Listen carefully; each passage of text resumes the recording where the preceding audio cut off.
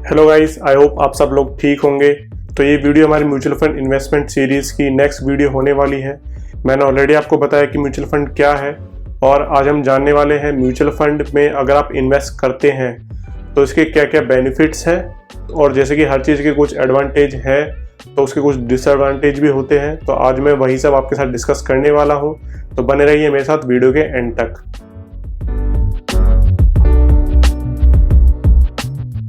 तो mutual fund में invest क्यों करना चाहिए ये लोगों को ज़्यादा पता नहीं होता है। इसके क्या क्या एडवांटेजेस होते हैं अगर इसको आप एफडी के साथ कंपेयर करें, या फिर दूसरी काफ़ी सारी स्कीम्स हैं, पॉपुलर स्कीम्स जैसे कि पीपीएफ के साथ अगर इसको कंपेयर करें, आप एनपीएस के साथ कंपेयर करें, और ऐसी ही काफ़ी सारी स्कीम्स हैं। तो म्यूचुअल फंड में कुछ ऐसी एडवांटेज हैं जो कि आपको बेनिफिट प्रोवाइड करते हैं उन सभी स्कीम्स से अगर आप कंपेयर करते हैं तो, और साथ ही साथ कुछ डिसएडवांटेज भी हैं। तो आइए हम सभी उन बेनिफिट्स के बारे में, सभी एडवांटेजेस के बारे में डिस्कस करते हैं। तो सबसे पहला जो पॉइंट है वो है डाइवर्सिफिकेशन के बारे में। तो डाइवर्सिफिकेशन क्या है? तो डाइवर्सिफिकेशन का सिंपल सा मतलब है कि आप अपने रिस्क को डाइवर्सिफाई कर रहे हैं, फैला रहे हैं ज़्यादा से ज़्यादा, जिससे कि अगर आपको कहीं से कुछ नुकसान हो तो डाइवर्सिफिकेशन होने की वजह से आपका नुकसान कम से कम हो, और एक जगह नुकसान हुआ है तो दूसरी जगह फायदा होने की वजह से आपका जो नुकसान है वो काफ़ी हद तक मैनेज हो जाएगा। तो एक म्यूचुअल फंड में इन्वेस्ट करने का जो प्राइमरी गोल होता है वो यही होता है कि आप अपने रिस्क को ज़्यादा से ज़्यादा डाइवर्सिफाई करें। तो इससे होगा क्या कि एक म्यूचुअल फंड के अंदर आप काफ़ी सारे असेट्स और काफ़ी सारी जो इंडस्ट्रीज हैं उनके अंदर इन्वेस्ट कर सकते हैं सिर्फ एक म्यूचुअल फंड की हेल्प से। ऐसा कैसे होता है? बिकॉज एक म्यूचुअल फंड के अंदर 20 से 25 तक स्टॉक हो सकते हैं, और कई बार ये लिस्ट ज़्यादा भी होती है। तो अगर किसी भी कंडीशन की वजह से किसी एक कंपनी के स्टॉक में कुछ भी गिरावट आ जाती है तो आपके म्यूचुअल फंड का जो पोर्टफोलियो है उस पर कोई ज़्यादा इम्पैक्ट नहीं पड़ेगा। तो इसकी वजह से होगा क्या कि आपके जो पैसे के ऊपर रिस्क है वो कम रहेगा, और उसका डूबने के जो चांसेस हैं वो काफ़ी कम है, और जिसकी वजह से होता क्या है कि फ्यूचर में आपको काफ़ी अच्छा रिटर्न देखने को मिलेगा। इसके बाद जो दूसरा बेनिफिट है म्यूचुअल फंड में इन्वेस्ट करने का वो है एक्सपर्ट मैनेजमेंट। तो म्यूचुअल फंड के जो मैनेजर्स होते हैं वो हाईली क्वालिफाइड होते हैं, उन्हें इस चीज़ के अंदर काफ़ी ज़्यादा एक्सपीरियंस होता है कि कैसे एक म्यूचुअल फंड को मैनेज करना है, कैसे किस कंपनी के स्टॉक्स को मैनेज करना है। उनके पास ऐसे एक्सटर्नल सोर्सेस होते हैं जो कि आपके पास नहीं होते हैं, जिनकी हेल्प से उनको कंपनी की जो इनर इन्फॉर्मेशन है वो मिलती रहती हैं, जिसकी वजह से वो किसी भी एक स्टॉक पर एक पर्टिकुलर कॉल ले सकते हैं कि उसे बेचना है या फिर उसे परचेस करना है। तो अगर आप खुद अपना एक पोर्टफोलियो बनाते हैं तो आपको काफ़ी ज़्यादा काम करना पड़ता है, आपको काफ़ी सारे ऐसे एनालिसिस करने पड़ते हैं, फंडामेंटल और टेक्निकल एनालिसिस पर्टिकुलर स्टॉक के, कि जिसकी वजह से आप शायद उतना टाइम वहाँ ना दे पाएँ। बट म्यूचुअल फंड्स के पास अपनी खुद की एक पर्टिकुलर टीम होती है जो कि आपके लिए इन सभी कामों को करती है, जिसका फ़ायदा आपको आपके म्यूचुअल फंड के रिटर्न की तरह भी मिलता है। इसके बाद जो तीसरा पॉइंट है वो है लिक्विडिटी का। म्यूचुअल फंड को आप कभी भी परचेस कर सकते हैं, कभी भी सेल कर सकते हैं। जैसे कि अगर मैं आपको एग्जांपल दूं, लिक्विड म्यूचुअल फंड को आप जब चाहे तब उसको सेल कर सकते हैं, और सिर्फ 5 से 10 मिनट के अंदर उसका जो अमाउंट होगा, जो आपने विड्रॉ किया होगा, वो आपके सीधे बैंक अकाउंट के अंदर आ जाएगा। तो अगर मैं इसको कंपेयर करूं पीपीएफ के साथ या फिर एफडी के साथ, जहाँ की लॉक इन पीरियड होता है, तो वहाँ आप अपने पैसे को नहीं निकाल पाएंगे। तो इस टाइप की लिक्विडिटी आपको म्यूचुअल फंड के अंदर मिल जाती है। और अगर आप कहते हैं कि आपका जो पैसा है वो सेविंग अकाउंट में भी अगर सेव है तो वहाँ भी लिक्विडिटी आपकी हाई है, तो वहाँ मैं आपको बता दूं, सेविंग अकाउंट में जो आपको इंटरेस्ट मिलता है और म्यूचुअल फंड में जो इंटरेस्ट मिलता है उसमें काफ़ी फ़र्क है। तो हमारा जो फोर्थ पॉइंट है वो है कन्वीनियंस।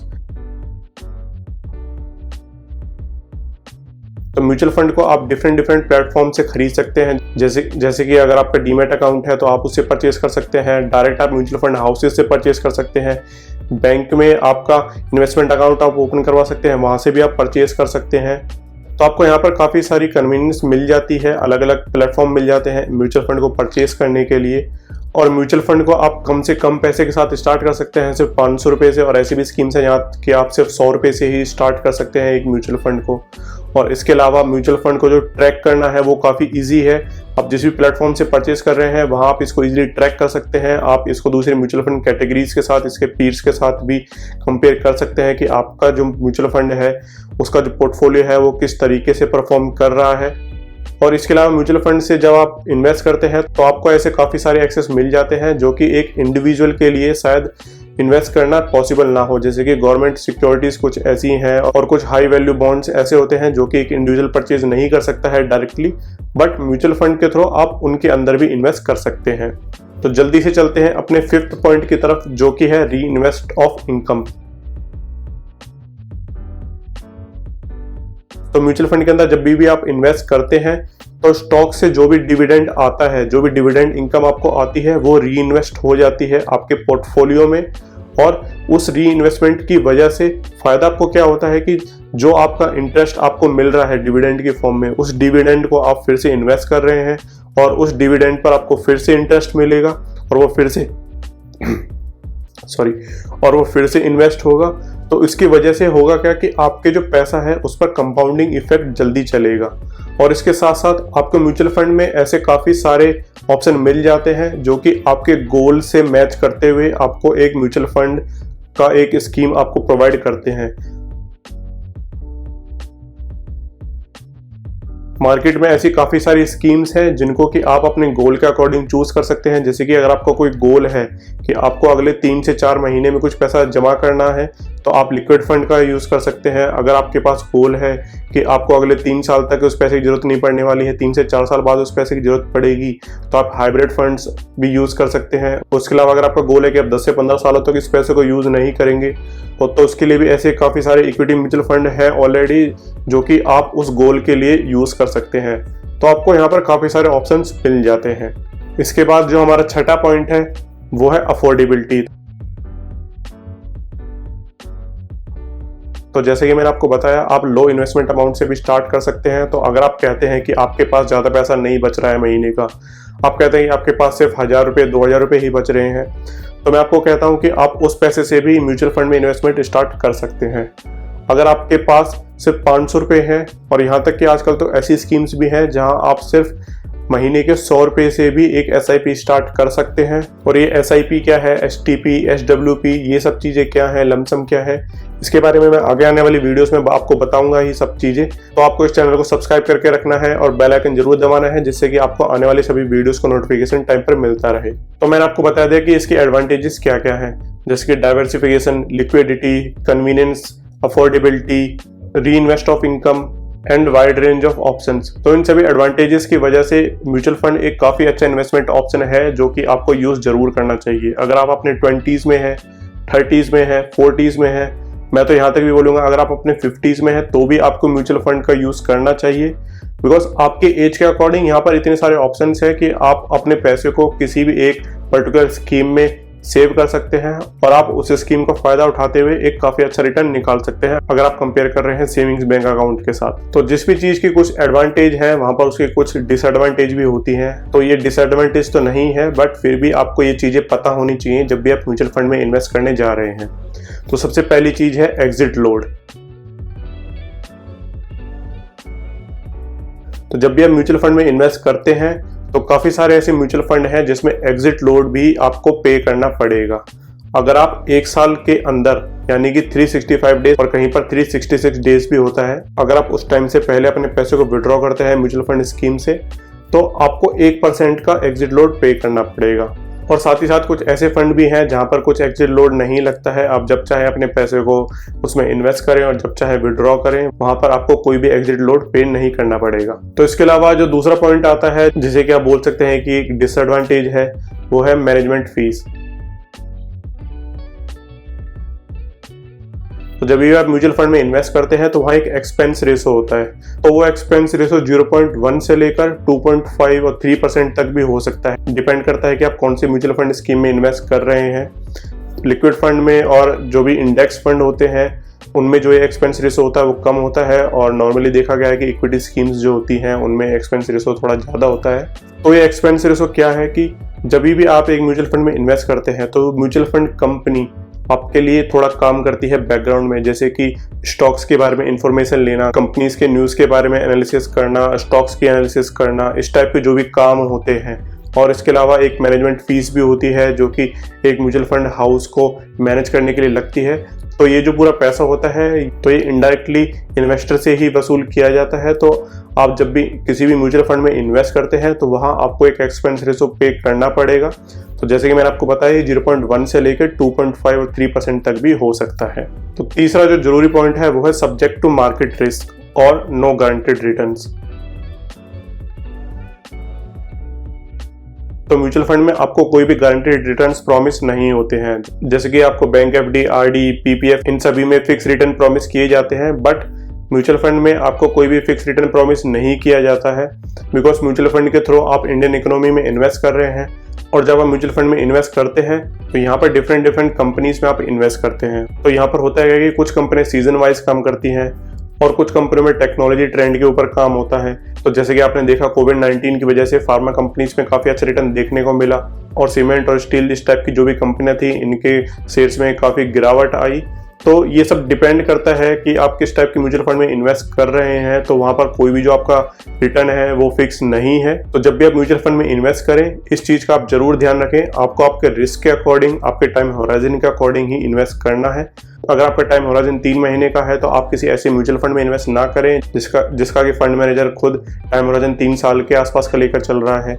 या फिर आपका टाइम होराइजन अगर मान लीजिए 10 साल का है तो आप किसी ऐसे म्यूचुअल फंड में इन्वेस्ट ना करें जो कि ऐसे गवर्नमेंट सिक्योरिटीज में इन्वेस्ट कर रहा है जिसका कि मैच्योरिटी टाइम सिर्फ 1 साल है। तो आपको म्यूचुअल फंड में इन्वेस्ट करने से पहले इन सभी चीजों को, इन सभी रिस्क को पहले एनालाइज करना है। इसके अलावा जो चौथा पॉइंट है वो है कि अगर इसमें काफी सारे ऑप्शंस हैं तो उससे कंफ्यूजन भी पैदा होती है।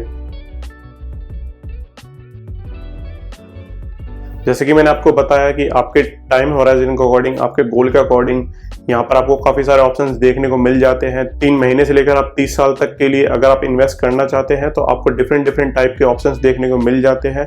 और अगेन ज़्यादा ऑप्शन होने की वजह से यहाँ पर आपको काफ़ी सारी कॉम्प्लेक्सिटी भी देखने को मिलेगी। काफ़ी सारे ऑप्शंस होने की वजह से आपको काफ़ी ज़्यादा कन्फ्यूजन भी होगी।